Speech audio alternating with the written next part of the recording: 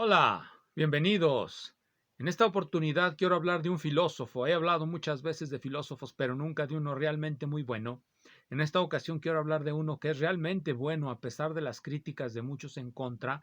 Estoy hablando de Rudolf Carnap, un filósofo que al menos desde ciertas filosofías trascendentales, críticas o como se les quiera denominar, yo les llamo filosofías de la falta de imaginación, pero ellos dicen que son casi poetas, pues bueno, respetemos su poesía, pero no su filosofía. Entonces, en esta ocasión quiero hablar de ese filósofo, Rudolf Carnap, y quiero presentar algunos de sus libros, los que yo considero más importantes. Pero antes quiero comenzar haciendo una observación que parte de este libro. Nuevamente hemos estado platicando de este libro. Este libro está, para decirlo como lo suelen decir todos esos filósofos del desastre, del fracaso del proyecto moderno, vamos a llamarles filósofos del fracaso del proyecto moderno, porque según ellos el proyecto moderno ha fracasado y el sujeto trascendental está completamente destruido, si es que alguna vez existió, pero pues para ellos eso es lo de menos. Ellos no se ocupan de cuestiones de hecho, sino del dolor humano. Pero dejémoslo. Vayamos a un párrafo decisivo, y este libro está hecho de párrafos decisivos que se encuentra en la página 132. Voy a poner un poco el contexto, es el capítulo 8. En este capítulo nos presenta a uno de los embajadores del Reich en los estados del Pacífico, en los estados colonizados por los japoneses. Es un embajador ante el imperio japonés que se llama Hugo Rice. Hugo Rice está leyendo un libro que se titula La langosta se ha posado. El tema de ese libro es la derrota del eje, de las potencias del eje, ante la democracia, por decirle de alguna manera, ante la Unión Soviética, Inglaterra y Rusia. Perdón, ante la Unión Soviética, Inglaterra y Estados Unidos. Es que como ya se decayó la Unión Soviética y queda Rusia, pues bueno, a veces uno comete esos anacronismos, considerarlos como si fuesen dos países distintos y quizá realmente desde el punto de vista histórico lo sean. Pero bueno, Hugo Rice está leyendo este libro, La langosta se ha posado, y en una pausa piensa lo siguiente. ¿Cómo escribe este hombre, Hawthorne Abedson? Pensó. Lo había llevado a otro mundo, un mundo real, la caída de Berlín en manos de los ingleses, tan vívida como si hubiese ocurrido de veras. Rice se estremeció. Aquí viene el párrafo decisivo. Era ese poder de evocación que tienen las novelas, se dijo, aún las novelas populares. No era raro que el libro hubiese sido prohibido en el territorio del Reich. Él mismo lo hubiese prohibido. Lamentaba haber empezado a leerlo. Ahora era demasiado tarde. Tenía que terminarlo ahora. Los libros pueden ser importantes si la gente los lee. Si la gente no los lee, son tan importantes como la nada. En la serie televisiva, yo pensaba, ahora lo he reflexionado más, yo pensaba que en la serie televisiva El hombre en el castillo se había sustituido los libros por las películas debido a que quienes hicieron esa serie de televisión realmente ya no creían que el libro tuviese una penetración tan grande como lo pensaba Dick y con él todo el siglo XIX. Todos los intelectuales del XIX europeo pensaban que escribiendo libros iban a transformar el mundo. Pero cuando uno lo piensa más detenidamente, uno se da cuenta que cuando uno está leyendo El hombre en el castillo, está leyendo un libro acerca de otro libro, y ese libro habla acerca de uno mismo, así en un círculo. Entonces yo creo, he llegado a pensar que en la serie televisiva uno está viendo una serie de televisión, y en la serie de televisión hablan de una película, y en esa película hablan de quienes estamos viendo la serie de televisión, para mantener ese tipo de correspondencias que son lo que Dick quiere mantener en su libro. Bien, ya hemos evocado el poder de los libros. ¿Por qué tienen ese poder evocativo los libros?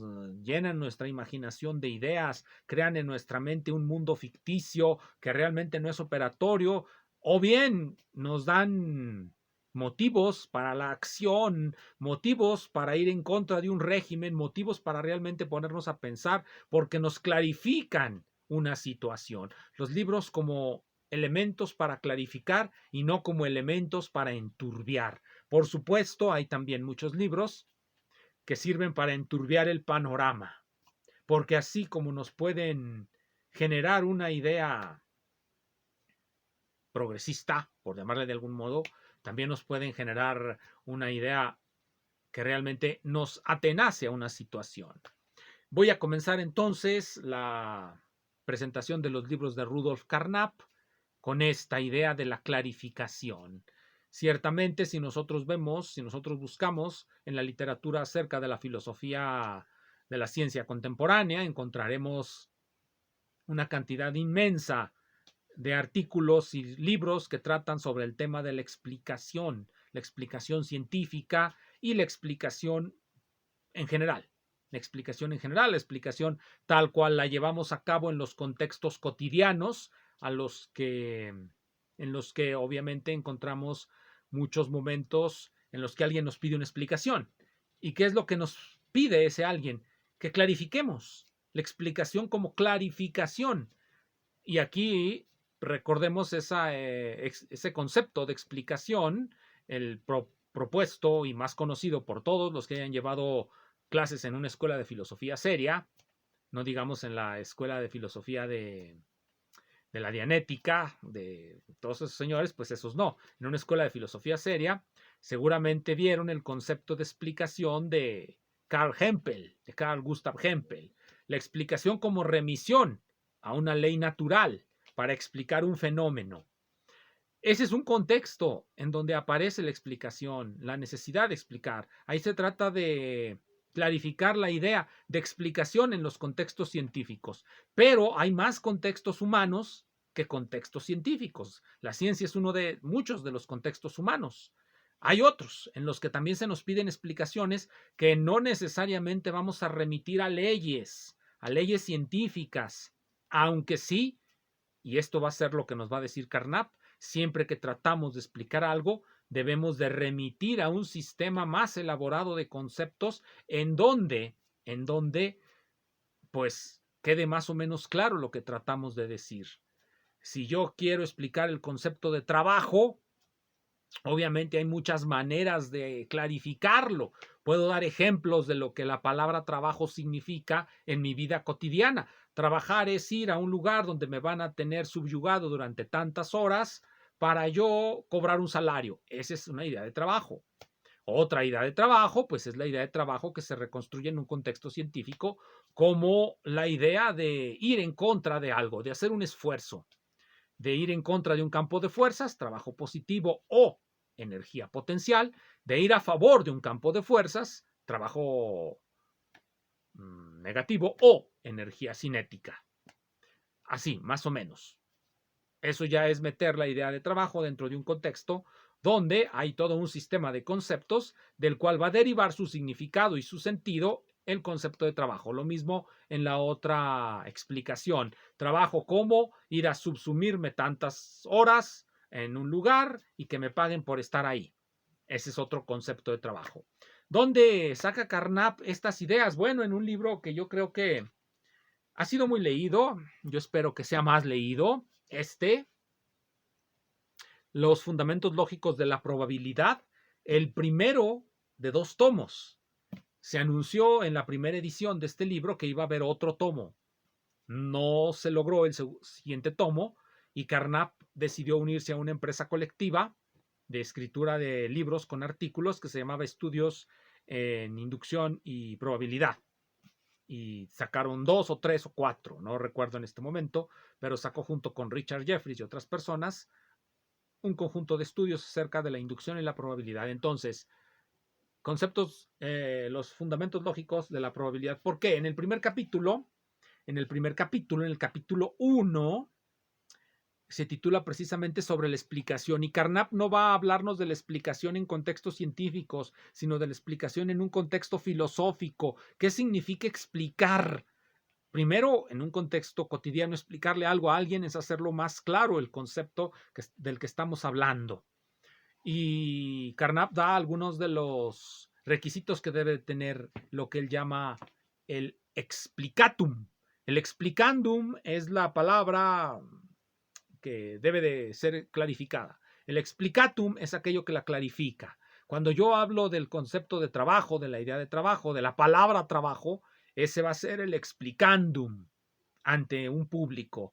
Cuando yo le trato de clarificar qué quiero decir con la palabra trabajo, estoy generando un explicatum. Un explicatum. Carnap saca conceptos de la zoología y de demás lugares, pero yo aquí nada más me voy a remitir a decir cuáles son los requisitos que él impone para una explicación a la que se le conoce en la literatura secundaria sobre Rudolf Carnap como la clarificación de los conceptos, la clarificación, para no confundirla con la otra idea de explicación, la clarificación carnapiana. ¿Cuáles son sus requisitos? Bueno, en la página 7 nos los dice, son 4. El explicatum debe ser similar al explicandum. Debe de tener algún parecido. 2. La caracterización del explicantum debe de ser hecha en forma exacta. Aquello con lo que pretendemos clarificar lo oscuro debe de ser menos oscuro. No podemos clarificar lo oscuro con algo aún más oscuro. Es decir, Carnap quiere que vayamos en contra de esa falacia de obscurum per obscurum, explicar lo oscuro por algo más oscuro aún. No, el explicantum debe de ser más claro que el explicandum. ¿Y cómo se logra esto? Pues insertándolo dentro de un conjunto de conceptos ya conocidos, aquello con lo que estamos explicando o clarificando lo oscuro. El explicatum debe de ser un concepto fructífero. Una vez que lo introducimos y lo metemos dentro de un sistema de conceptos, debe de ayudarnos a avanzar, explicar algo, clarificar algo o darnos alguna idea de lo que está pasando, algo nuevo. El concepto de trabajo, como un concepto que se introduce en la física a principios del siglo XX, resultó muy fructífero en la mecánica cuántica. Y finalmente, el explicatum, dice aquí, debería decir lo más simple que se pueda. Y entramos en la dificultosa batalla de explicar, de clarificar qué es eso de la simplicidad. ¿Qué es eso de la simplicidad de un concepto? Bien, esa es la idea de Carnap de la explicación. Voy a leer una frase decisiva para decirlo, para trivializar a todos los que constantemente citan a Hegel y dicen, yo voy a citar 2 frases de Hegel que son decisivas en la constitución de la conciencia moderna. Yo voy a citar aquí nada más una frase que, si bien no ha sido decisiva en la constitución de la conciencia moderna, debería de serlo, sobre todo en esta época en la que los filósofos tienden a hablar sin saber y a quejarse sin haber sufrido. Bien, entonces nos dice Carnap, muchos de los teoremas, tanto de la lógica deductiva en los capítulos 3 y de la lógica inductiva en capítulos posteriores, están listados, se encuentran en una lista por razones de referencia rápida. No significa que uno deba leerlos todos. El lector encontrará fácilmente los ítems que le resulten interesantes. Para ayudarlo en esta tarea, lo voy a leer literal, para ayudar al lector en esta tarea, cada capítulo y cada sección está precedida de un sumario, de un resumen. Yo a veces me sorprendo porque muchos de los libros que he tenido que leer no me ayudan a mí de la misma manera. ¿Podría ser que los autores desean obligarme a leer cada palabra que han escrito? Bueno, sí. Cuando muchas veces leemos los libros de ciertos filósofos, lo único con lo que nos confrontamos es con que no sabemos qué nos va a decir. No sabemos qué nos va a decir. Simplemente síguelo a ver hasta dónde llega y a ver qué entiendes. No nos ayuda a localizar lo que está diciendo, Bueno, en suma, lo que Carnap quiere es ayudarnos a que se clarifiquen las ideas, no que se oscurezcan. Y hoy día hay muchos filósofos que prefieren oscurecernos el camino porque son ensayistas que están ensayando cómo oscurecerlo todo con su pseudopoesía. Bien, vamos a recomendar otro libro de Carnap que a mí me parece Tiene muchos libros, Carnap. Voy a recomendar solamente los que yo considero o que me han resultado más fructíferos y más interesantes en su lectura. Aquí voy a otros dos que están empastados como uno, que se le llama Introducción a la Semántica y a la Formalización de la Lógica. Son tres, se supone, Carnap siempre anuncia, como aquel Friedrich Waismann, amigo también de Carnap o compañero de Carnap en el Círculo de Viena, que anunciaba constantemente la aparición de un libro acerca de la filosofía de Wittgenstein, que nunca apareció y que apareció 20 años después con otro título y con otros fines. Bien, Carnap en estos libros se supone que iba a ser una trilogía en donde iba a empezar con la semántica, iba a seguir con la formalización, lo que él entiende por la formalización de la lógica, y finalmente iba a concluir con un volumen sobre lógica modal. El volumen sobre lógica modal, dice aquí, no apareció, lo que apareció fue como una suerte de panfleto en el que habla precisamente sobre lógica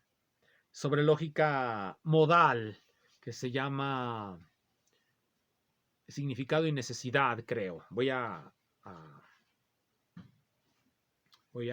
tratar de recordar cuál es el nombre de ese artículo, pero de todos modos aquí Carnap nos lo va a decir en el volumen 2, formalización de la lógica. Bien, se llama Necesidad y Modalidad.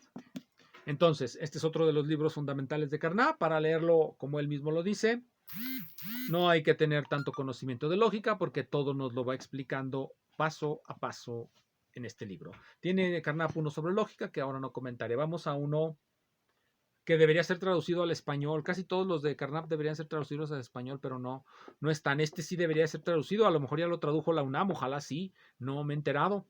Se llama La sintaxis lógica del lenguaje. Quizá el libro con el que Carnap mejor ha representado la posición del Círculo de Viena, tantas veces tergiversada, al menos en lo que a cuestiones de formalización se refiere.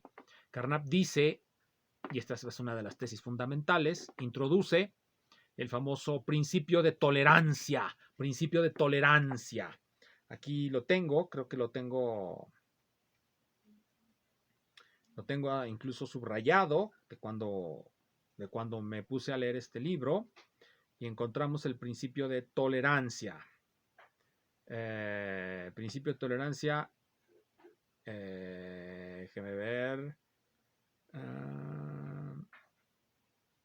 Aquí está, en la página 51, el principio de tolerancia en la sintaxis. No es nuestro objetivo prohibir, sino lograr convenciones. Ese es el principio de tolerancia. No se trata de prohibir, se trata de llegar a convenciones. ¿Convenciones acerca de qué? Acerca del lenguaje. En el lenguaje no se puede prohibir, pero sí se puede convenir. Y esa va a ser la problemática que va a atravesar toda la obra de Carnap. Es posible clarificar el lenguaje, es posible convenir qué estamos diciendo para evitar las oscuridades. ¿Qué quiera decir Dasein? ¿Qué quiera decir figuras de la conciencia? ¿Qué quiera decir todo eso? Bueno, todo eso debe poder ser clarificado. Y si no, pues entonces esas personas no tienen ánimo de discusión, sino más bien tienen ánimo de sectario. Bueno, vamos a uno que sí está traducido al español. Son dos en realidad. Se llama La estructura lógica del mundo y Pseudoproblemas en la filosofía. Ambos están traducidos al español. La estructura lógica del mundo la tradujo la UNAM. Creo que la traducción es de Molinés y es realmente una buena traducción. En este libro, en la estructura lógica del mundo, bueno, yo lo estoy traduciendo aquí como literal de lo que dice el título, The Logical Structure of the World. Es lo que en el que Carnap va a tratar de construir lo que él denomina un sistema de constitución de los conceptos. En esta etapa de su desarrollo, él todavía creía que la ciencia es una única proposición en la que se reconstruye y se constituye pues precisamente el mundo, una problemática kantiana sin idealismo, o más bien todavía un tanto pegada al idealismo, para ellos llamado fenomenalismo, porque pues lo único que le va a interesar a Carnap son los fenómenos. Entonces propone lo que él denomina un sistema de constitución de los conceptos para expresar la única oración que la ciencia ha de decir. ¿Y cuál es esa única oración que la ciencia ha de decir? Bueno, ¿cómo es el mundo que percibimos?